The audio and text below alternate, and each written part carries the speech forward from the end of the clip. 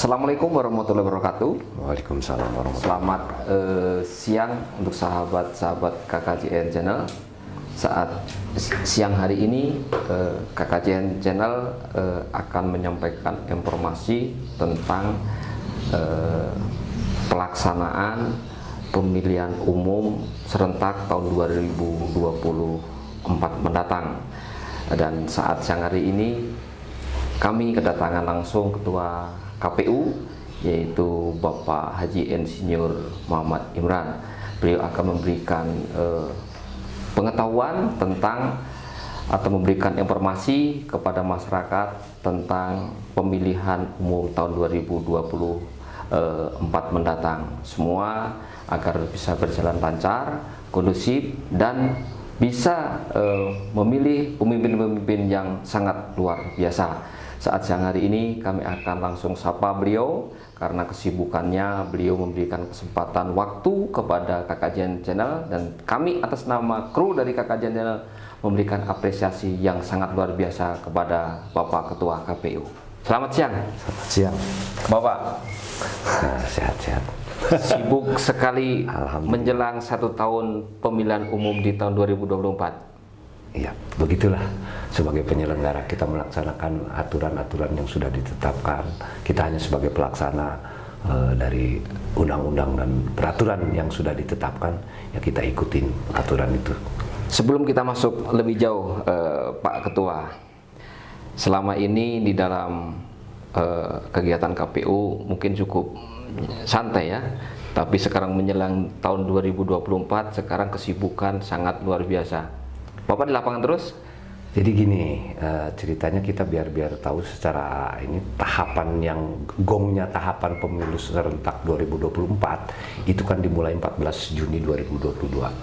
Nah, itu memulai resminya tahapan dimulai dengan dimulainya pendaftaran partai politik calon peserta pemilu, yang itu sudah dilaksanakan, yang akhirnya melalui proses pendaftaran, verifikasi administrasi, verifikasi faktual keanggotaan partai politik calon peserta, yang akhirnya perjalanan itu sampai di 14 Desember 2022 KPU RI menetapkan peserta pemilu 2024, nah, partai politik peserta pemilu 2024. Walaupun pada saat itu sudah ditetapkan 17 partai politik peserta, ada satu partai yang mengajukan gugatan dan istilahnya dia untuk istilah minta untuk supaya diverifikasi ulang. Akhirnya juga lolos, akhirnya menjadi peserta nasional ini. Jadi 18 partai politik peserta pemilu itu jadinya nomor urutnya malahan 17 yang nasional, tapi yang ke-18 nomor urutnya adalah 24, itu partai umat. Karena di tengah-tengahnya ada partai lokal Aceh. Itu kita sudah lewat. Ya kan? Nah, pemilu selain peserta sudah ditetapkan, kita juga pada saat di bulan November sampai Februari kemarin sudah ditetapkan itu juga daerah pemilihan. Ya. Penetapan daerah pemilihan, pesertanya sudah ada, wilayahnya atau daerah pemilihannya ditetapkan. Khusus untuk Cimahi, tetap kita menggunakan daerah pemilihan tahun 2019, 6 dapil. 6 dapil. Satu dapil di Cipageran, Citerep, dapil 1 memperebutkan 7 kursi.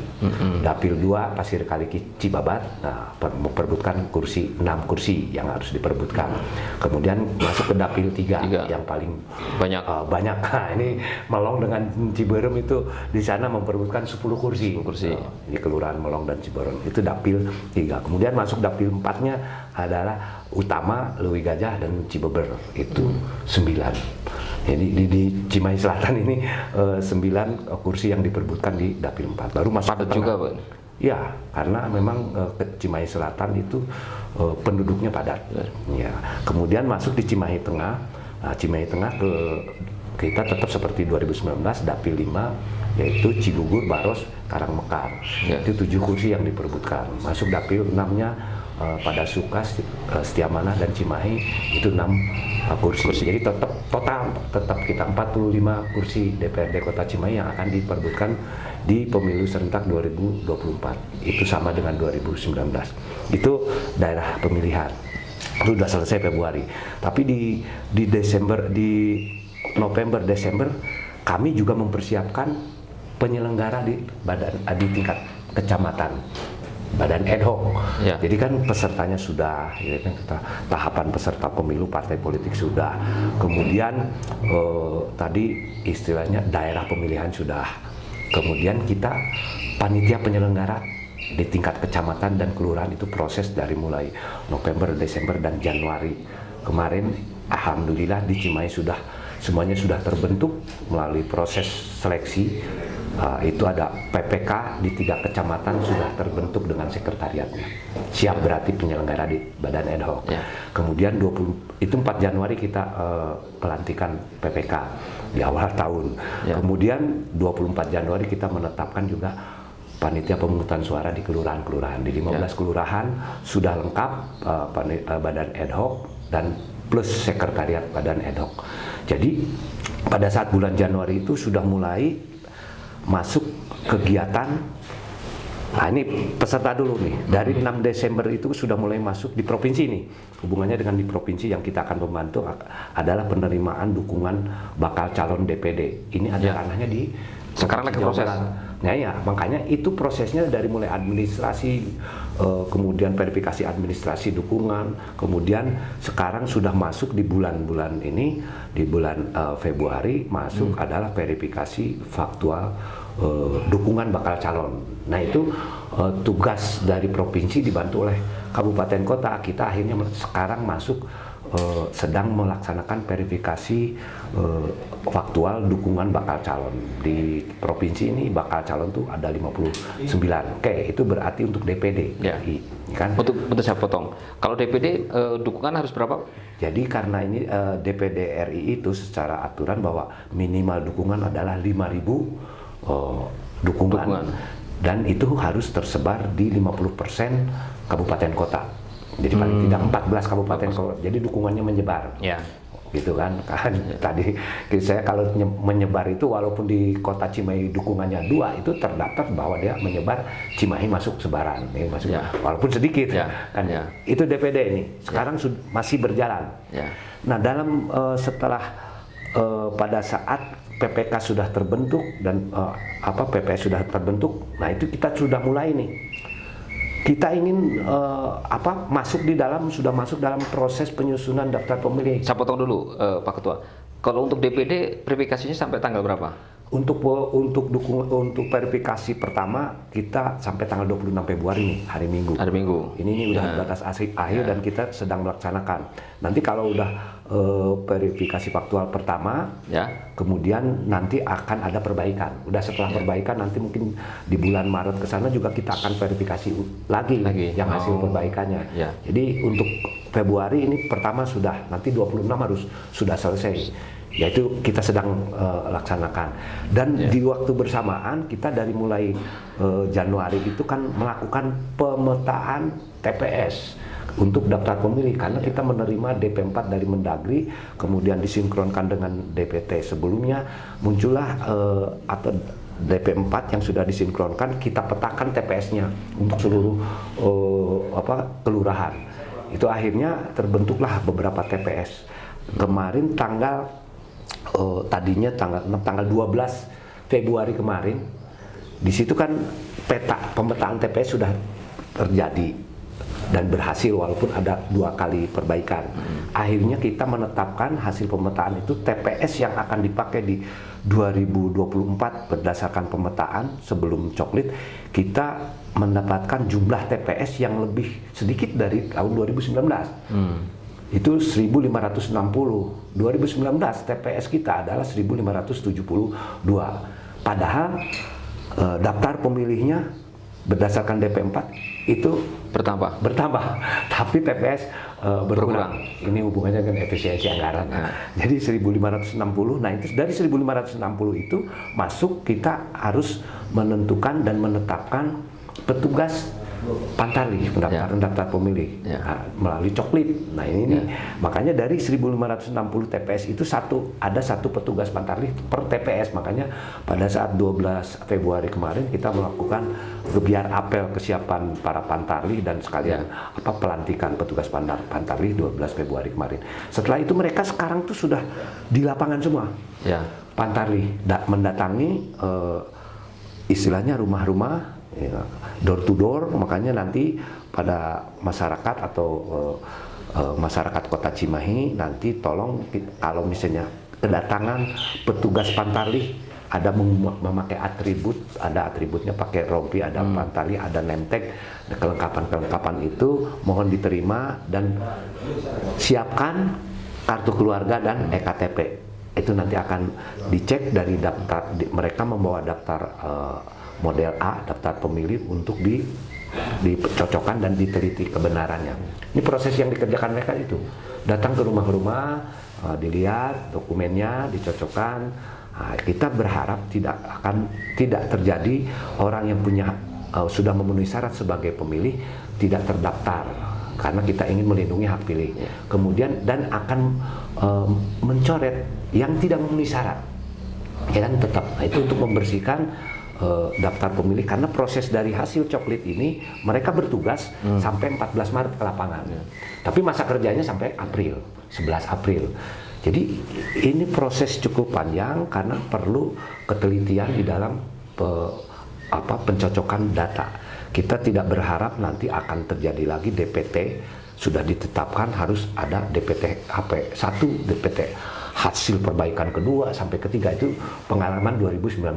Mudah-mudahan untuk 2024 dengan adanya kegiatan Pantarlih ini kita perpanjang masa kerja Pantarlih sampai 11 April dan kegiatan ke lapangan di 14 Maret itu ke lapangan semuanya bisa selesai dan tidak ada masyarakat yang sudah memenuhi syarat tidak terdaftar, dan yang tidak memenuhi syarat masih terdaftar. Yang tidak memenuhi syarat, contohnya yang memang kenyataannya di lapangannya sudah meninggal harus dicoret. Kemudian yang dicoret itu adalah yang sekarang sudah menjadi anggota TNI Polri itu, nah, itu kan harus dikeluarkan. Gitu. Ada juga yang TNI Polri yang sudah pensiun dan sudah jelas pensiun, itu akan menjadi potensi pemilih baru. Itu nanti mereka akan catatnya petugas. Jadi yang memenuhi syarat dan tidak memenuhi syarat, nanti hasil coklit ini akan ketahuan, nanti akan dipetakan kembali per TPS di masing-masing TPS-nya itu.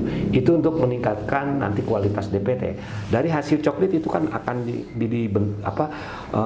direkap untuk menjadi bahan menyusun DPS, daftar pemilih sementara. Nah, daftar pemilih sementara juga belum tentu bisa karena belum bisa digunakan karena harus diumumkan ke masyarakat dan ditunggu tanggapannya. Mungkin ada pekerjaan dari petugas yang terlewat, nanti diproses pengumuman DPS dan tanggapan dari masyarakat. Disitulah partisipasi masyarakat untuk memperbaiki DPS itu sebelum ditetapkan ke DPT. Ini proses menuju ke DPT itu sampai bulan Juni, 12 Juni itu DPT itu sudah ditetapkan. Jadi proses-proses ini mudah-mudahan masyarakat juga pada saat kita mengumumkan DPS, kalau memang ada warga, tetangga atau keluarganya ternyata tidak terdaftar di DPS, segera melapor ke PPS untuk dilaporkan, atau seandainya ada yang tidak memenuhi syarat masih terdaftar untuk diperbaiki DPS-nya. Setelah proses perbaikan DPS dan tanggapan masyarakat itu nanti akan diolah, ya itulah nanti akan ditetapkan jadi DPT. Ini proses-proses ini kita sekarang Pantarlih yang sekarang berbeda dengan petugas-petugas pemilu sebelumnya, karena kita sekarang sudah menggunakan aplikasi e-coklit ya. Kegiatan di lapangan itu per hari itu dilaporkan.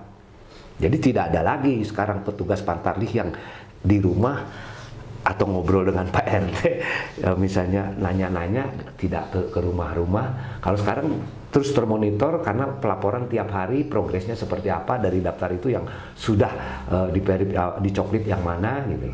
ada dilaporkan melalui aplikasi Android atau manualnya juga ada, itu dilaporkan. Dengan monitoring dan pelaporan ini kita ingin meningkatkan kualitas nanti DPT ini akan lebih baik dengan pekerjaan Pantali ini sekarang lebih dimonitor sampai akhir 14 Maret itu di lapangan seluruh yang ada di daftar pemilih di TPS wilayah kerjanya itu tidak ada yang terlewat. Atau misalnya tidak ada lagi masyarakat yang punya hak pilih tidak terdaftar atau yang tidak memenuhi syarat di 14 Februari semuanya sudah setelah dicocokkan dan diteliti langsung ke lapangan. Inilah mudah-mudahan dengan cara kerja atau SOP dalam Pantali sekarang berbeda, memang lebih ketat, tapi itu akan lebih baik. Jadi tidak ada lagi yang misalnya ngarang nih atau dengan ngobrol dengan Pak RT kan gitu sekarang mudah-mudahan lebih kalau baik kita bicara Pantali tadi kan masyarakat juga belum tahu apa Pantali itu kan panitia petugas pendaftaran pemilih. Nah, orang bilang kerjaannya itu mencocokkan dan meneliti daftar pemilih. Artinya masyarakat juga ketika kedatangan petugas pendaftar pemilih tadi jangan disiapa-siapakan. Betul. Kan gitu. Ya. Layani. Ya, betul. Setiap pertanyaan jawab sesuai dengan apa yang dibutuhkan. Ya, betul. Makanya saya kalau seandainya petugas datang, mereka juga membawa atribut, membawa surat tugas, kan gitu. Yang penting di rumah nanti kartu keluarga disiapkan, kemudian EKTP. Karena nanti begini. Kadang-kadang karena kita ini kan 14 Februari hari Rabu ya, 14 Februari 2024 itu kan hari pemungutan suara. Nanti kan pada saat di KK ini ada yang lahirnya bulan Januari 2007. Itu kan 17 ya? Udah masuk 17, tapi EKTP-nya kan belum? Belum ya. Karena belum cetak. Itu masuk di dalam formulirnya disiapkan ada potensi pemilih baru. Tapi nanti keterangannya ini 17 misalnya belum EKTP. Pasti itu yang harus terdata. Di daftar ini kan belum masuk. Tentu di dalam petugas yang sudah keliling ada deadline. Kira-kira sampai bulan berapa kita bisa mendapatkan jumlah tepatnya pemilih Kota Cimahi khususnya, Pak? Oke, kan tadi kalau mereka ke lapangannya di target 14 Maret. 14 Maret. Hasil dari coklit itu akan dilaporkan ke PPS. PPS akan mengolah. Kalau ada yang perlu diklarifikasi, mereka itu kan masih bertugas sampai 11 April. Jadi proses Maret ke April itu mereka masih membantu PPS dalam penyusunan hasil pemutahiran data ke lapangan itu diolah lagi oleh PPS untuk disampaikan ke KPU yang akan ditetapkan jadi DPS kan itu. Ini prosesnya DPS. Terus ada beberapa pengumuman lah segala macam sampai itu akhirnya itu kan 12 Juni 2023 itu udah DPT ditetapkan. Tidak ada perubahan lagi. Itu tergantung bagaimana kualitas hasil kerja dari Pantali. Makanya dengan pemantauan yang ketat kita tadi tidak berharap DPT sudah ditetapkan terus ada hal-hal yang misalnya perlu ada perbaikan lagi seperti kejadian 2019. Itu walaupun misalnya KPU sudah melaksanakan, tapi kan kadang-kadang ada pihak di luar penyelenggara, misalnya ada pengaduan untuk mengadukan KPU untuk memperbaiki DPT. Kita berharap tidak ada hal-hal yang seperti itu. Tapi masih bisa ada kesempatan untuk kita tidak berharap lah. Tidak berharap ya. Ya kan gini. Data pemilih itu kan begini sekarang di Sdukcapil sekarang sudah mulai terpusat dan di Sdukcapil sekarang juga tidak bisa memberikan data sembarangan ke kita juga ke KPU karena semuanya sudah terpusat di Dirjen Dukcapil. Jadi segala sesuatu nanti dari Dirjen Dukcapil kecuali kalau memang Dirjen Dukcapil kan sudah memberikan DP4 nih ke KPU. Itu juga yang semester 2 2022, semester 1 2022. Nah itu kan perkembangan dari semester 2022 sini ada perubahan. Tapi kan perubahan itu akan terdeteksi pada saat petugas coklit yang kelewat. Jadi udah proses dari pemerintahan Dukcapil, Dirjen Dukcapil sudah memberikan ke KPU. Nanti prosesnya oleh KPU melalui pemutahiran data pemilih oleh coklit, nanti ke DPT. Nanti kalau ada hal-hal yang memang tadi kita tidak diharapkan itu ada beberapa gugatan-gugatan di dalam data daftar pemilih yang terlewat. Disinilah yang harus teliti, makanya masa kerja Pantarlih dibuat sampai bulan April, 11 April. Kalau dulu 1 bulan selesai serahkan ke PPS. Ya. Kalau sekarang setelah diserahkan ke PPS, mereka masih bekerja. Kalau ada yang terlewat, mereka konfirmasi lagi ke lapangan. Itu akan memperbaiki DPT supaya tidak ada lagi orang yang istilahnya pihak-pihak yang meminta bahwa DPT perlu diperbaiki dengan temuan-temuan. Kita berharap meminimalisir data-data yang istilahnya tidak akurat. Mudah-mudahan pekerjaan rekan-rekan kita petugas Pantarlih ini berjalan dengan lancar dan akurat, sehingga tadi tidak akan terjadi lagi DPT HP hasil perbaikan. Jadi aturan di undang-undangnya hanya sampai DPT. Nah, nanti baru DPT berjalan tahap-tahap berikutnya. Oke ya, itu daftar pemilih kan? Ya. Tadi partai peserta sudah. Dapil sudah. Ya. Yang DPD juga sedang proses ya kan, DPD RI yang di provinsi. Nah, sosialisasi sekarang. Belum nih, belum daftar masuk. pemilih. Daftar pemilih Sedang diproses ya. sampai Juni. Nah, ini April. 24 April itulah pendaftaran bakal calon DPR, DPD, DPRD provinsi, April dan DPRD kabupaten kota. Itu di masing-masing wilayahnya. Mulai April 24 April itu pendaftaran bakal calon legislatif di wilayah. Itu nanti berjalan terus beberapa sampai verifikasi administrasi sampai DCS dan berakhir di November. Karena di November nanti kampanye. 28 Novembernya kan setelah penetapan. Jadi DCT itu di November.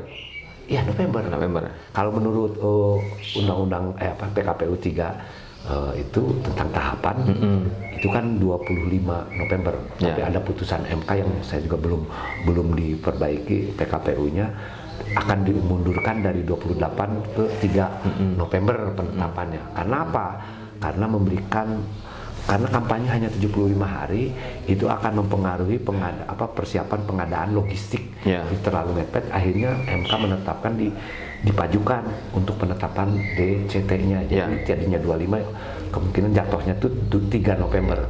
Berarti kan kenapa DCT itu penetapan tanggal 3 November itu kan diawali dengan DCT itu kan persiapan pencetakan surat suara segala macam berdasarkan DCT.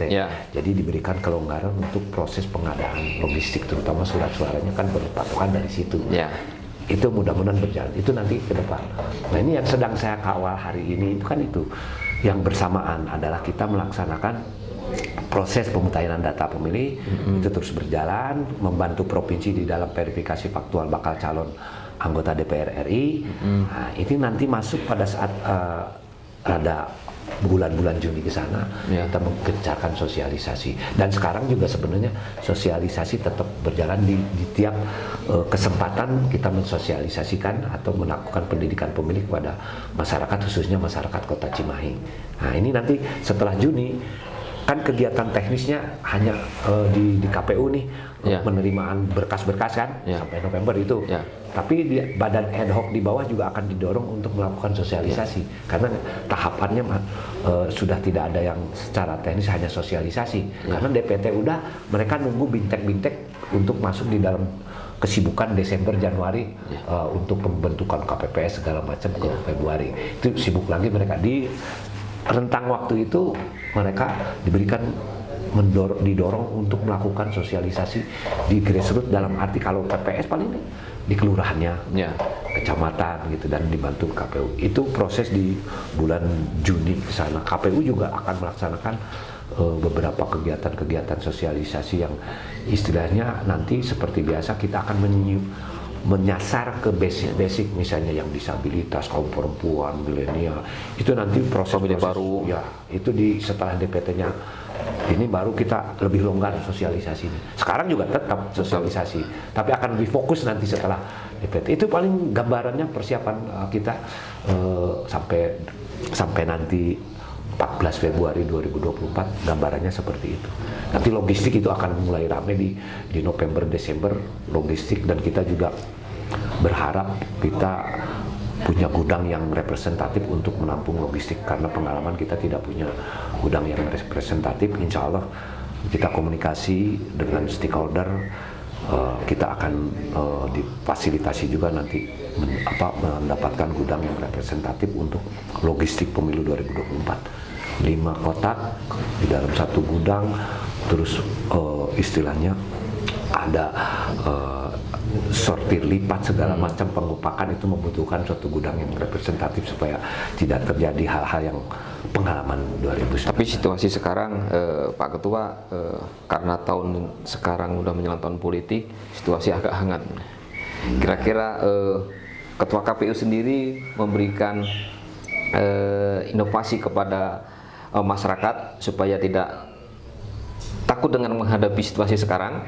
Nah, artinya untuk kenyamanan, ketentraman, itu kira-kira apa yang bisa disampaikan kepada masyarakat dengan tahapan-tahapan yang tadi sudah tersampaikan dengan detail oleh Ketua KPU sendiri? Jadi intinya begini, kami sebagai penyelenggara berharap di dalam tahun 2023 ini kita bersama-sama seluruh elemen di Kota Cimahi, karena kalau kita sendiri sebagai penyelenggara ingin memberikan sesuatu pendidikan kepada masyarakat atau pemilih di dalam proses demokrasi atau pemilu ini, saya pikir tidak akan terjangkau ke seluruh pelosok. Kita selalu berkomunikasi dengan para stakeholder. Ayo ingatkan masyarakat di tahun 2023 ini saatnya kita mengingatkan bahwa kita akan melaksanakan suatu tahapan demokrasi yang akan merubah perjalanan bangsa 5 tahun ke depan. Itu harus dipahami. Ini merupakan suatu hal yang harus kita jaga, dan memang itu adalah suatu kedaulatan kita di dalam demokrasi, bahwa kita ini sebagai masyarakat, rakyat itu di dalam sistem demokrasi kita yang punya kedaulatan, dan kita yang punya harapan ingin ada perbaikan.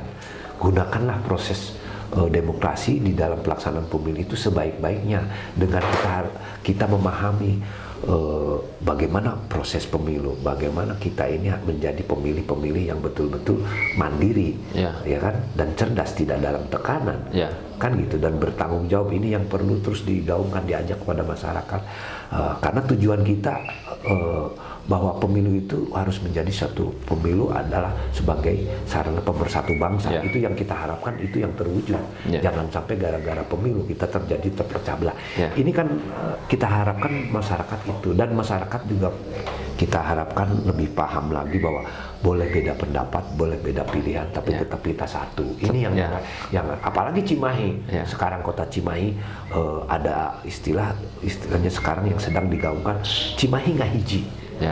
Jangan sampai terjadi lagi perpecahan. Kita Cimahi kalau nggak hiji, saya pikir untuk membangun Kota Cimahi ke depan akan lebih baik. Tapi jangan lupa masyarakat Cimahinya juga harus lebih cerdas dan lebih bertanggung jawab di dalam memilih. Kita harus tahu siapa calon-calon yang akan kita pilih, harus ditahu rekam jejaknya, karena ingin kita menghasilkan para pemimpin kita dan calon wakil-wakil rakyat yang bisa memperbaiki kehidupan kita ke depan.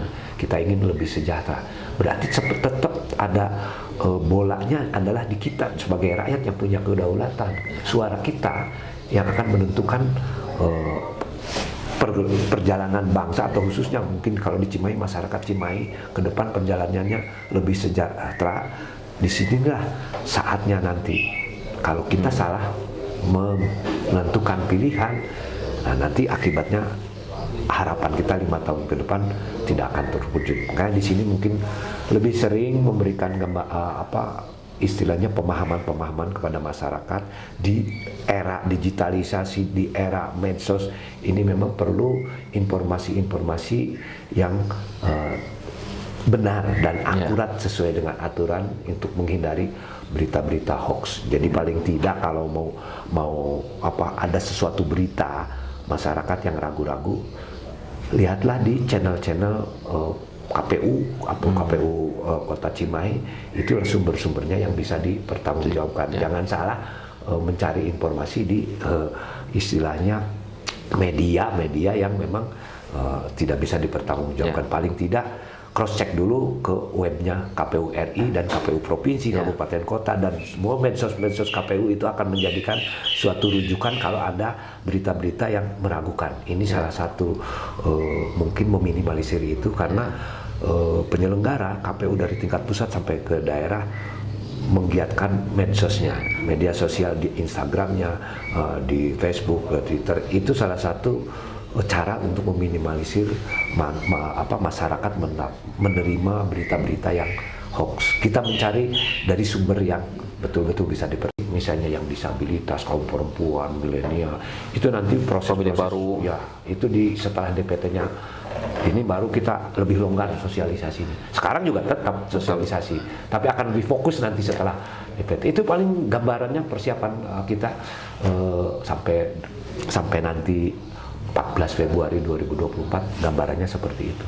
Nanti logistik itu akan mulai rame di November Desember, logistik, dan kita juga berharap kita punya gudang yang representatif untuk menampung logistik, karena pengalaman kita tidak punya gudang yang representatif. Insya Allah kita komunikasi dengan stakeholder, kita akan difasilitasi juga nanti mendapatkan gudang yang representatif untuk logistik pemilu 2024. 5 kotak di dalam satu gudang, terus istilahnya ada sortir lipat segala macam pengupakan. Itu membutuhkan suatu gudang yang representatif supaya tidak terjadi hal-hal yang pengalaman 2019. Tapi situasi sekarang Pak Ketua, karena tahun sekarang udah menjelang tahun politik, situasi agak hangat. Kira-kira Ketua KPU sendiri memberikan inovasi kepada masyarakat supaya tidak takut dengan menghadapi situasi sekarang. Nah, artinya untuk kenyamanan, ketentraman, itu kira-kira apa yang bisa disampaikan kepada masyarakat dengan tahapan-tahapan yang tadi sudah tersampaikan dengan detail oleh Ketua KPU sendiri?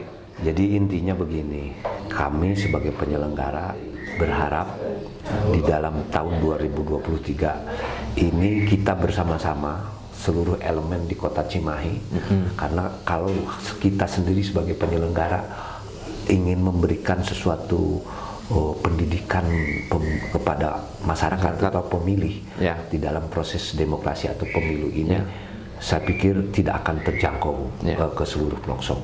Kita selalu berkomunikasi dengan para stakeholder. Ayo ingatkan masyarakat di tahun 2023 ini, saatnya kita mengingatkan bahwa kita akan melaksanakan suatu tahapan demokrasi yang akan merubah perjalanan bangsa 5 tahun ke depan. Itu harus dipahami. Ini merupakan suatu hal yang harus kita jaga, dan memang itu adalah suatu kedaulatan kita di dalam demokrasi, bahwa kita ini sebagai masyarakat, rakyat itu di dalam sistem demokrasi kita yang punya kedaulatan, dan kita yang punya harapan ingin ada perbaikan. Gunakanlah proses demokrasi di dalam pelaksanaan pemilu itu sebaik-baiknya, dengan kita memahami bagaimana proses pemilu, bagaimana kita ini menjadi pemilih-pemilih yang betul-betul mandiri, ya kan, dan cerdas, tidak dalam tekanan, kan gitu, dan bertanggung jawab. Ini yang perlu terus digaungkan, diajak kepada masyarakat, karena tujuan kita bahwa pemilu itu harus menjadi satu pemilu adalah sebagai sarana pemersatu bangsa. Itu yang kita harapkan, itu yang terwujud. Jangan sampai gara-gara pemilu kita terpecah belah. Ini kan kita harapkan masyarakat itu, dan masyarakat juga kita harapkan lebih paham lagi bahwa boleh beda pendapat, boleh beda pilihan, tapi tetap kita satu. Ini yang apalagi Cimahi. Sekarang Kota Cimahi ada istilahnya sekarang yang sedang digaungkan, Cimahi ngahiji. Jangan sampai terjadi lagi perpecahan. Kita Cimahi kalau ngahiji, saya pikir untuk membangun Kota Cimahi ke depan akan lebih baik. Tapi jangan lupa masyarakat Cimahinya juga harus lebih cerdas dan lebih bertanggung jawab di dalam memilih. Kita harus tahu siapa calon-calon yang akan kita pilih, harus ditahu rekam jejaknya, karena ingin kita menghasilkan para pemimpin kita dan calon wakil-wakil rakyat yang bisa memperbaiki kehidupan kita ke depan. Kita ingin lebih sejahtera. Berarti tetap ada bolanya adalah di kita sebagai rakyat yang punya kedaulatan. Suara kita yang akan menentukan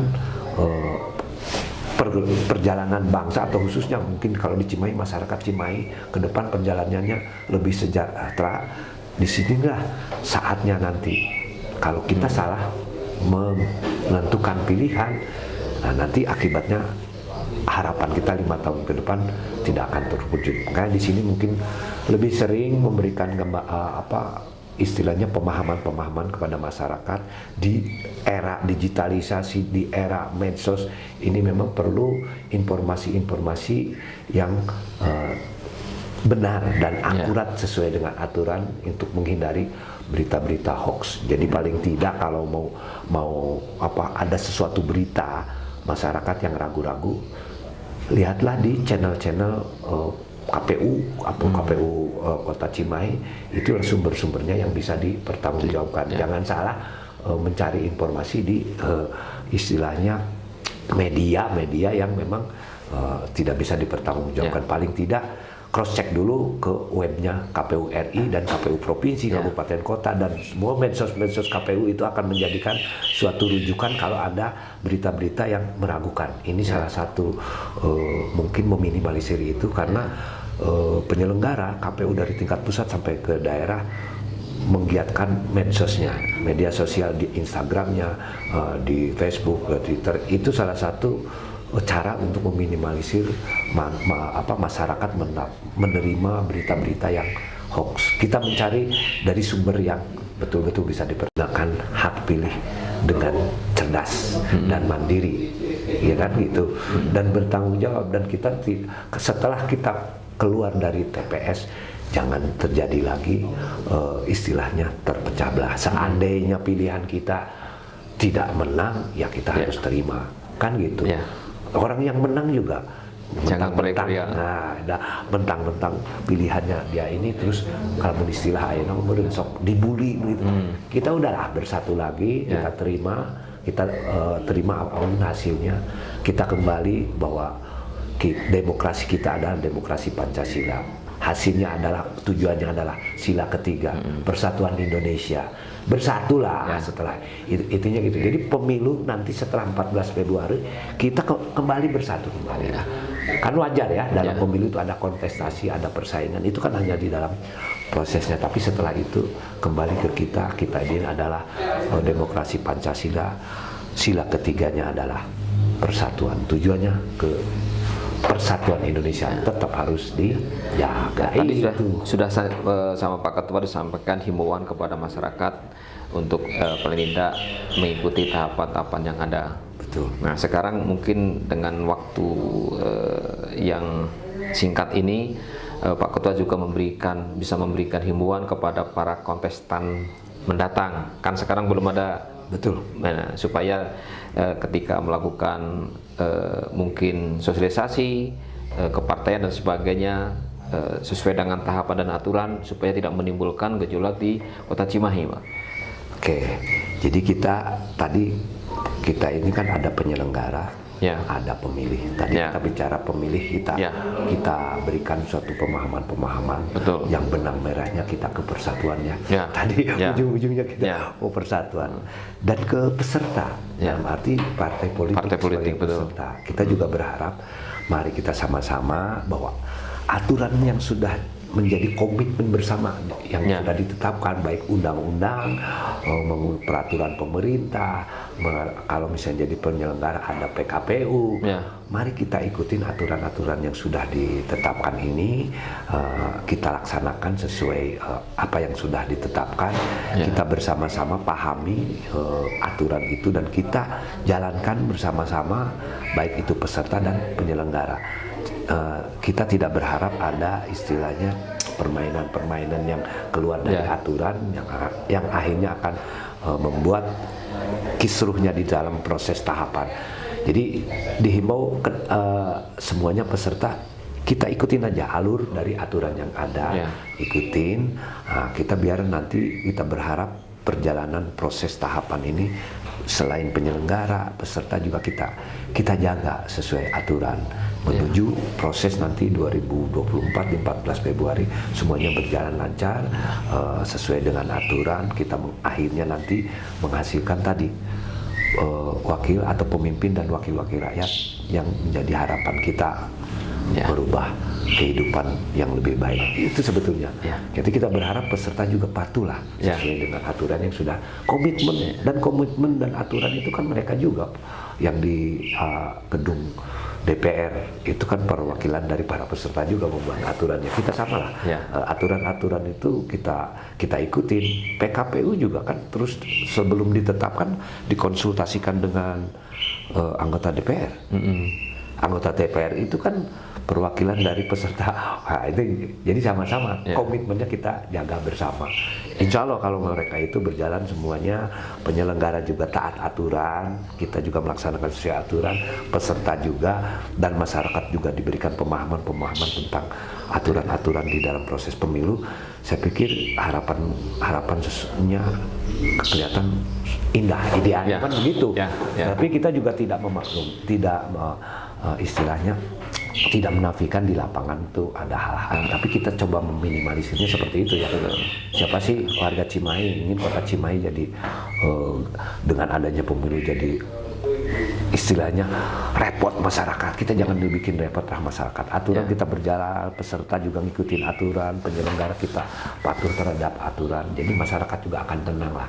Nah, masyarakat tinggal berpikir, wah saya milih siapa nih? Dia belajar melihat track record calon-calon nanti yang diumumkan. Saya pikir sebenarnya indah kalau seperti itu.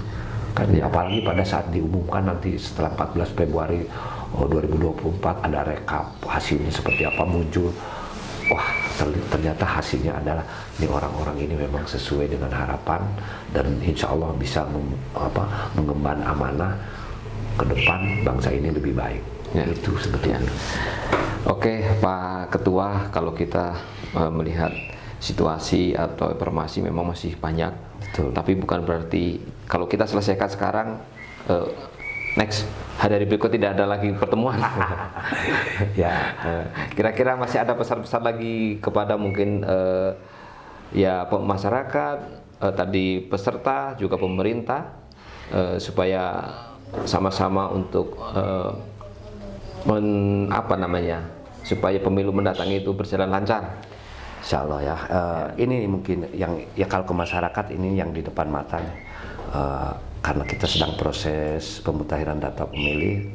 Tadi diingatkan kembali, mohon nanti bisa menerima para petugas kami di lapangan karena mereka juga pakai atribut dan pakai surat tugas, ada name tag segala macam. Jangan di siapa-siapa itu masih saudara-saudara kita yang sedang bertugas untuk memperbaiki kualitas pemilu 2024. Karena DPT harus berkualitas, diterima dengan baik, siapkan KK dan EKTPL itu untuk yang sekarang sedang berjalan. Nah kemudian tadi juga dengan peserta pemilu, ini peserta pemilu nanti kita juga nanti sudah ada rencana kerjasama dengan Pengadilan Balai Bandung. Mudah-mudahan di bulan-bulan Maret sebelum pendaftaran kita bisa mensosialisasikan tentang surat-surat dari pengadilan ini. Kita coba nanti kita sudah koordinasi dengan Ketua Pengadilan Balai Bandung karena sekarang pakai aplikasi, jadi tidak perlu datang ke Balai Bandung untuk mengurus-ngurus. Ini calon berapa coba? 18 partai dikalikan 45, wah banyaklah ratusan nanti yang membutuhkan itu. Nanti kita rencananya dengan Pengadilan Balai Bandung akan mensosialisasikan bahwa untuk mendapatkan surat-surat keterangan itu kita bisa dipusatkan kita punya mall pelayanan publik, semuanya di sana. Pengadilan Balai Bandung punya counternya, nanti ngurusnya semuanya di sana. Ini akan memudahkan para bakal calon dari partai politik mengurus-ngurus nggak ke Balai Bandung, dan Balai Bandung juga repot kalau memang di sana dilayani. Jadi dengan adanya MPP nanti kita pusatkan semuanya ngurus di MPP dan keluar pada saat itu, karena ini salah satu untuk membantu memudahkan para bakal calon pendaftar sebagai calon anggota DPRD di Kota Cimahi. Kemudian pihak-pihak lain kita berharap bahwa terutama dengan Polres Cimahi, TNI, kita juga bersama untuk menjaga nanti situasi kondusif di Kota Cimahi untuk supaya memudahkan atau memperlancar proses-proses pemilihan. Dan yang terakhir mungkin dari pemerintah, saya berterima kasih kepada pemerintahan Kota Cimahi karena sesuai dengan Undang-Undang 7 tahun 2017 bahwa di pasal 434 itu bahwa pemerintah membantu memfasilitasi tahapan-tahapan yang sesuai dengan aturannya, seperti misalnya kita sudah diberikan bantuan sekretariat PPK, PPS itu kan fasilitasi dari pemerintah, kemudian menugaskan ASN-nya jadi sekretariat dan lain-lain. Alhamdulillah komunikasi dengan pemerintah dan komitmen pemerintah Kota Cimahi di dalam ikut membantu mensukseskan penyelenggaraan pemilu 2024 sangat aware sekali ke kita, karena memang ini hajat bersama dan punya tanggung jawab bukan hanya KPU. Betul. Pemerintah kota juga kalau terjadi penyelenggaraan pemilu kurang memuaskan, tidak, ini di Kota Cimahi pemerintah kota juga akan lalu. Tapi karena memang kita bersama-sama, insya Allah di Kota Cimahi dengan sinergitas antara kami sebagai penyelenggara dengan stakeholder yang lain di Cimahi, insya Allah kondusif dan bisa lancar. Kondusif dan lancar. Tinggal nanti kita bagaimana kita juga mengkondisikan masyarakat dengan bantuan stakeholder yang lain yang lebih dekat dengan masyarakat. Hayu urang babarengan lah kita jaga Cimahi di dalam proses pemilu 2024 itu. Perbedaan pilihan, beda pendirian itu jangan dijadikan suatu perpecahan, tapi tetap kita dalam bingkai NKRI lah. Persatuan itu kita tetap harus jaga. Tujuannya itu buat apa kita pemilu tapi kita menjadi terpecah belah kan? Itu intinya sebenarnya itulah. Harapan masyarakat, saya percaya masyarakat Cimahi oke lah. Masyarakat Cimahi ini sebetulnya menjadi suatu tolak ukur bahwa kecerdasan politik di Kota Cimahi itu udah di atas rata-rata. Insya Allah lah, saya masih percaya. Tapi bukan berarti kita mau tenang-tenang, tapi tetap kita melakukan waspada, terus melakukan pendidikan pemilih, mensosialisasikan hal-hal yang positif buat masyarakat dan buat pelaksanaan pemilu 2024. Insya Allah cukup Cimahi. Mantap. Sahabat KKJN, demikianlah obrolan singkat dengan Ketua KPU Kota Cimahi Bapak Haji Muhammad Irman. Apabila ada kata-kata yang kurang berkenan, kami mohon maaf yang sebesar-besarnya. Akhir kata, wassalamualaikum warahmatullahi wabarakatuh. Pak Ketua.